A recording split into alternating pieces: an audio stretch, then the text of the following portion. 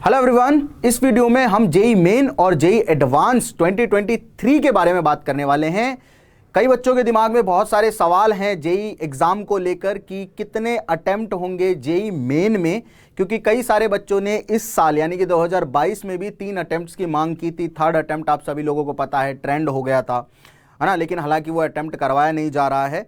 अब हम ये सबसे पहले बात करेंगे कि 2023 में अटेम्प्ट कितने होंगे और उसके बाद अगर ये अटेम्प्ट होंगे तो ये कब कब होंगे।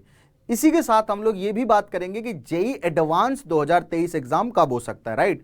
तो कुछ फैक्ट्स है, उन पे बेस्ड हम बातें करने वाले, कुछ एक्सपीरियंस बेस्ड बातें करने वाले हैं कि एग्जाम की पॉसिबिलिटी कब की होने की, राइट।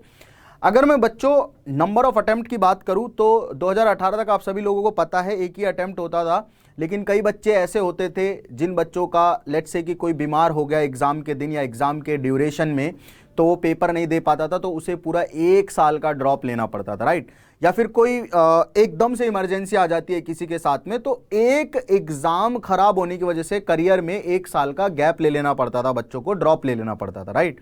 तो इस परेशानी से ओवरकम करने के लिए गवर्नमेंट ने ये सॉल्यूशन निकाला कि बच्चों को 1 साल में 2 अटेम्प्ट दे देते हैं, ताकि जस्ट इन केस किसी को कोई एक अटेम्प्ट में इमरजेंसी भी है तो दूसरे अटेम्प्ट में वो अपना 100% दे पाए, राइट। और भारत का जो फ्यूचर है, जो बच्चे डिजर्व करते हैं एनआईटीज या आईआईटीज में जाना, वो बच्चे सही में एनआईटीज या आईआईटीज में या ट्रिपल आईआईटीज में पहुंच जाए, राइट।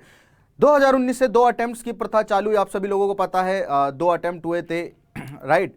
मल्टीपल शिफ्ट्स में पेपर होने लग गए, पहले दिन हो रहे हैं, दूसरे दिन हो रहे हैं, परसेंटाइल बनने लग गई बच्चों की, उसके बेस पे नॉर्मलाइजेशन होने लग गया, रैंक फिर फाइनल आती है बाद में सभी बच्चों की, राइट।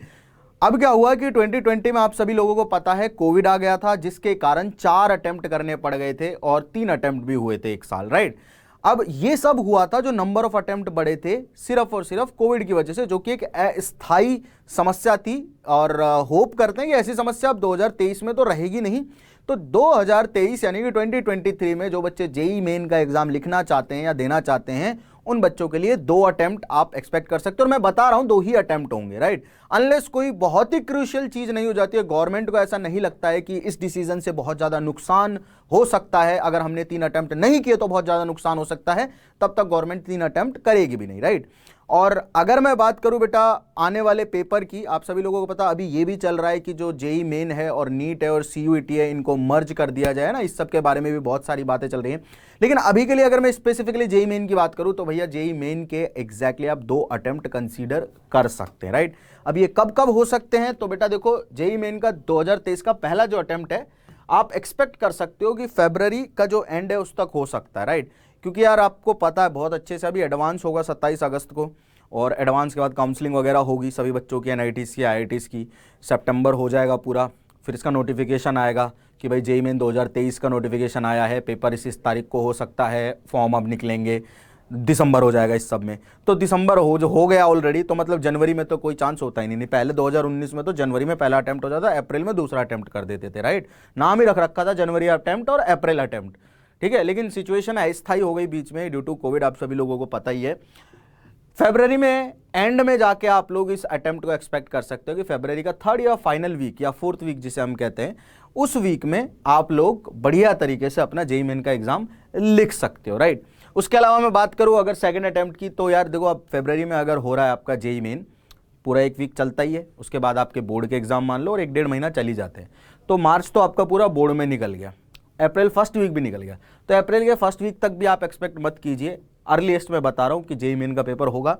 अप्रैल एंड में जाके आप एक्सपेक्ट कर सकते हैं, या फिर मई के फर्स्ट या सेकंड वीक में जाके एक्सपेक्ट कर सकते हैं ना। इसमें थोड़ी अनसर्टेनिटी है depending upon the board exams. पहले जेई मेन का फर्स्ट अटेम्प्ट होगा, फिर बोर्ड होगा, फिर जेई मेन अगेन होगा, राइट। तो ये कहानी जेई मेन की हो गई। अब अगर मैं जेई एडवांस की बात करूं तो जेई एडवांस बेटा आप जून एंड या जुलाई मिड में मान सकते हो, मतलब अर्लीस्ट की मैं बात कर रहा हूं कि इससे पहले तो नहीं होगा, जून से पहले, एंड से पहले तो नहीं होगा। जून एंड में मैं इसलिए बोल रहा हूं क्योंकि पहले एग्जाम जो है जेई एडवांस का वो जून के टाइम में होता था, मैंने जब दिया था तब भी 2 जून को ही हुआ था, और उससे पहले भी जून का ही पैटर्न इसका चल रहा था, राइट।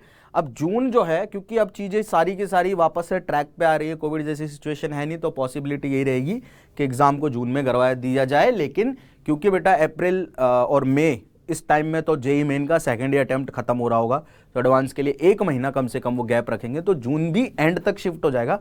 या आप इसको मान के चलिए जुलाई के मिड तक पेपर हो जाएगा आपका, ठीक है। अर्लीस्ट मैं बता रहा हूं कि इससे पहले, जून एंड से पहले तो नहीं होना चाहिए, ठीक है। तो ये सारी की सारी कहानी थी जेई मेन और जेई एडवांस की।